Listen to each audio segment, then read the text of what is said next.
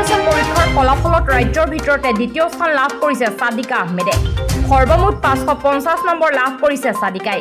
বৰপেটাৰ পালহাজীৰ নিকটৱৰ্তী মাজৰ গাঁৱৰ কৃতি শিক্ষাৰ্থী সাদিকাৰ সাফল্যত উৎফুল্লিত ৰাইজ। পূৰ্বৰ ঢকুৱা হাই মাদ্ৰাছা বৰ্তমানৰ ঢকুৱা উচ্চ মাধ্যমিক বিদ্যালয়ৰ ছাত্ৰী সাদিকা আহমেদ। সাইজুদ্দিন আহমেদ, ফজিলা খাতুনৰ কন্যা সাদিকা আহমেদে লাভ কৰিছে দ্বিতীয় স্থান। পেছাত এগৰাকী ড্ৰাইভাৰ সাজিদুদ্দিন আহমেদ। মুখ্যমন্ত্ৰীলৈ সহায়ৰ হাত আগবঢ়োৱাৰ বাবে অনুৰোধ জনাইছে ড্ৰাইভাৰ পিতৃগৰাকীয়ে। বৰ আনন্দিত হৈছোঁ। পোনপ্ৰথমে মই মোৰ জেঠাইৰ পৰাই ফলাফলটো পাইছোঁ।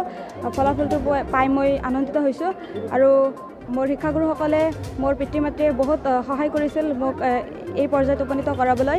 মই ভাবোঁ মই তেওঁলোকৰ আশা কিছু হ'লেও মানে পূৰণ কৰিব পাৰিছোঁ আৰু ভৱিষ্যতলৈ মই বিজ্ঞান শাখাত পঢ়ি এগৰাকী চিকিৎসক হোৱাৰ আশা আছে।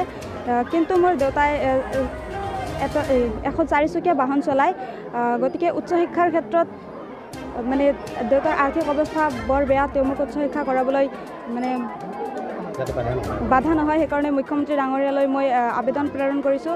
তেওঁ যদি অলপ আৰ্থিক সাহায্য প্ৰদান কৰে তেনেহ'লে মই মোৰ লক্ষ্যত উপনীত হ'ব পাৰিম। ভাবিছিলোঁ আৰু অলপ মানে ফাৰ্ষ্ট হ'ম বুলি ভাবিছোঁ।